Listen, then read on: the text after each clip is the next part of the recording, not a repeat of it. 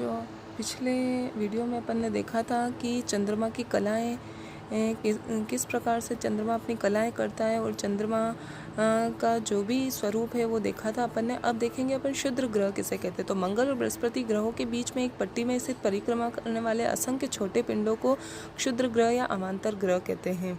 इसका निर्माण ग्रहों के बाद बचे मलबे से हुआ है। सेरेस इसका उदाहरण है। यानी मंगल और बृहस्पति के बीच में एक पट्टी बनी हुई है छोटे छोटे उल्का पिंडों से, और छोटे छोटे ग्रहों का जो बचा कुचा मलबा होता है उससे बने हुए छोटे छोटे पिंडों की एक पूरी रेखा है, तो उनको क्षुद्र ग्रह कहते हैं। दूसरा है उल्का पिंड। उल्काएं धूमकेतु या क्षुद्र ग्रहों से टूटे हुए टुकड़े हैं जो पृथ्वी के गुरुत्वाकर्षण से धरती की ओर खींचे चले आते हैं।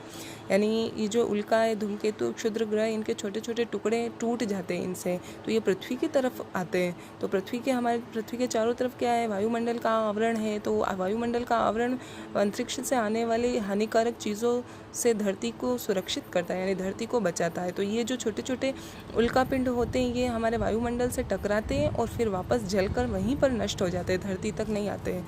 तो ये है क्षुद्र ग्रह और उल्का पिंड। फिर इस चैप्टर के अभ्यास प्रश्न देखिए कि वर्तमान में ग्रहों की संख्या कितनी है, उनके नाम भी लिखने हैं आपको। 8 ग्रह है तो उन 8 ग्रहों के नाम लिखने हैं आपको। फिर दूसरा है सौर मंडल का सबसे बड़ा ग्रह कौन सा है। आपको मैंने डायग्राम बताया था, उस डायग्राम में देखना और नाम भी क्रमशः बताया आपको, तो उसमें से देखना कि सबसे बड़ा ग्रह कौन सा है। फिर सुमेलित करना है कि सबसे छोटा ग्रह कौन सा है। जैसे बुध है, जीवंत ग्रह है पृथ्वी, क्योंकि यहीं पर जीवन विद्यमान है। तीसरा है पृथ्वी का उपग्रह चंद्रमा। वलय धारक ग्रह है शनि, और सबसे चमकीला ग्रह है शुक्र।